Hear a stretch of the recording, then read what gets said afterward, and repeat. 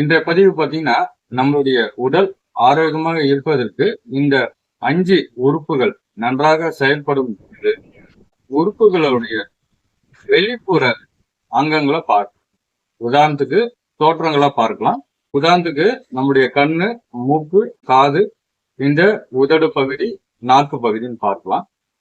இப்போ வெளியில சொன்ன இந்த அங்கத்திற்கும் உள்ளுக்குள்ள இருக்கின்ற உறுப்புக்கும் தொடர்பு என்னன்னு பார்க்கலாம். இந்த 5ம் பாத்தீங்கன்னா பஞ்சபூத உறுப்புகளை சொல்லக்கூடிய ஒன்றா நம்ம பார்க்கலாம்.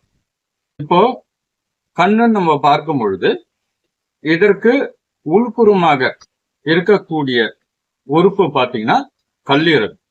கல்லீரலுடைய அமைப்புல இருக்கக்கூடியதுதான் நம்முடைய கண். இது ஆகாய தத்துவம். அடுத்தது காது பார்க்கலாம். இந்த காதுடைய உள்புற அங்கம் பார்க்கும் பொழுது கிட்னியை சொல்லலாம், சிறுநீரகத்தை சொல்லலாம். இந்த சிறுநீரகத்துடைய அமைப்புல இருக்கக்கூடியதான் உங்களுடைய காது பகுதி. இது நீர் தத்துவம். அடுத்தது மூக்குன்னு பார்க்கும் பொழுது நுரையீரலுடைய தோற்றத்தில் இருக்கக்கூடிய ஒரு அமைப்பு. இது காத்து தத்துவம். அதுக்கப்புறம் பாத்தீங்கன்னா உதடு. இந்த உதடு ஸ்தானம் என்பது மண்ணீரலுடைய அமைப்புல இருக்கக்கூடிய ஒன்று. இது மண்ணு தத்துவம் சொல்லலாம். இதுல அடுத்தது நெருப்பு தத்துவம் பார்க்கும் பொழுது நம்மளுடைய இருதயம்.